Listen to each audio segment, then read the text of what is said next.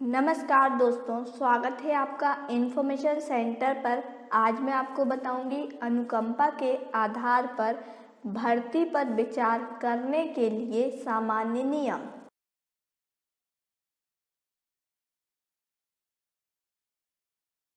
अनुकंपा के आधार पर नियुक्तियां उन रेलवे कर्मचारियों के आश्रित को दी जाती हैं जिनकी मृत्यु ड्यूटी के दौरान अथवा सेवा काल में हो जाती है या सेवा काल में अपंग, विकलांग, अक्षम अथवा अपने पद से अवर्गित हो जाएं अथवा हृदय रोग, कैंसर या ऐसी बीमारियों के कारण अपने पद पर बने रहने के योग्य ना रहें और उन्हें उचित परिलब्धियों पर कोई वैकल्पिक नौकरी न दी जा सके। अनुकंपा के आधार पर नियुक्ति निम्नलिखित स्थितियों में कर्मचारी के आश्रित को दी जाती हैं। पहला, ड्यूटी करते हुए जिन कर्मचारियों की मृत्यु हो जाए या जो स्थायी तौर पर अपंग हो जाएं। दूसरा, रेल दुर्घटना के कारण ड्यूटी पर न होते हुए रेलवे कर्मचारी की असामयिक मृत्यु हो जाए।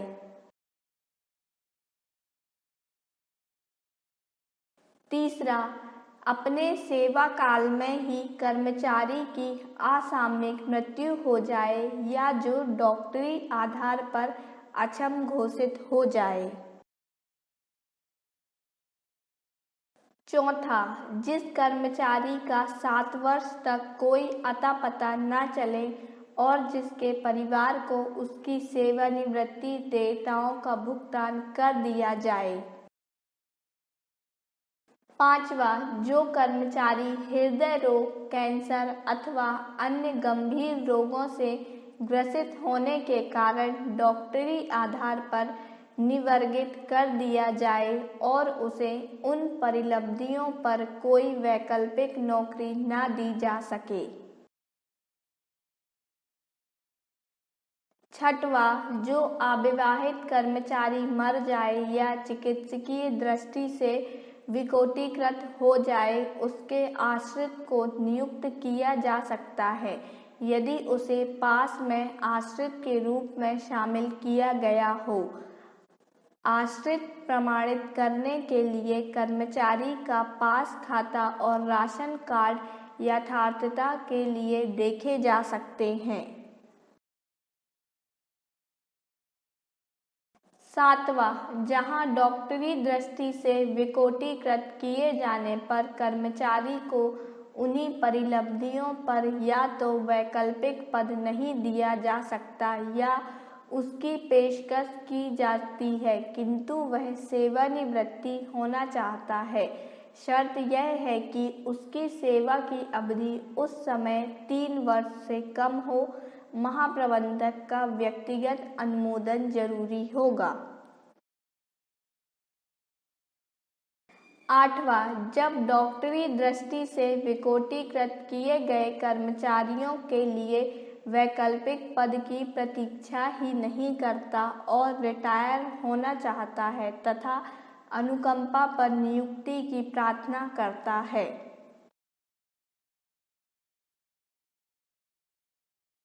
नोट, बोर्ड ने डॉक्टरी दृष्टि से विकलांग किए गए कर्मचारियों के लिए वैकल्पिक पद और उपयुक्त पद न मिल पाने पर अधिशंख्य सुपरन्यूमरेरी पद की व्यवस्था रिटायर होने तक करने की व्यवस्था के आदेश दिए हैं।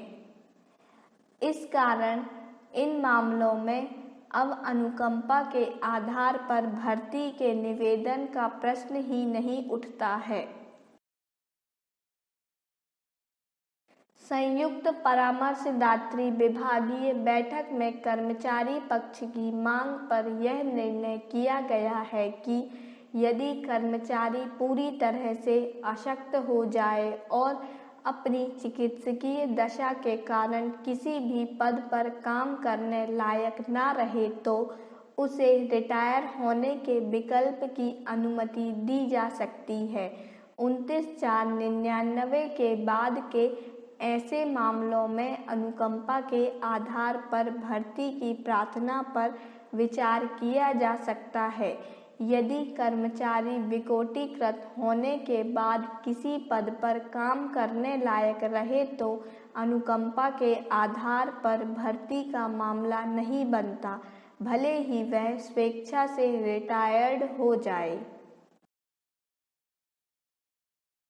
9वां 29/4/99 के पहले विकोटीकृत घोषित कर्मचारी ने यदि स्वैच्छिक सेवानिवृत्ति मांगी हो किंतु उसे कोई वैकल्पिक नियुक्ति ना दी गई हो और ना ही उसे अधिशंख्य पद पर रखा गया हो तो इस सूरत में अनुकंपा के आधार पर नियुक्ति की सुविधा दी जा सकती है।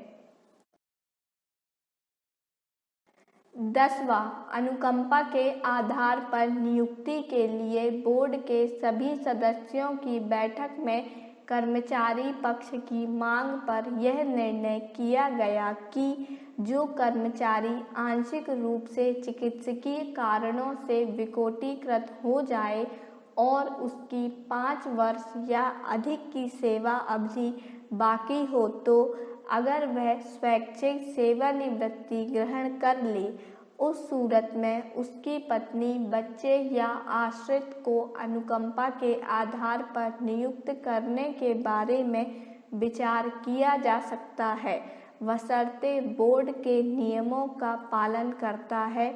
महाप्रबंधक को आवेदन पर विचार करते समय कर्मचारी की वित्तीय और अन्य परिस्थितियों के बारे में संतुष्ट होना चाहिए। यह आदेश उन्हीं मामले में लागू होंगे जिनका विकोटीकरण 18/1/2000 और 14/6/2006 के बीच हुआ है।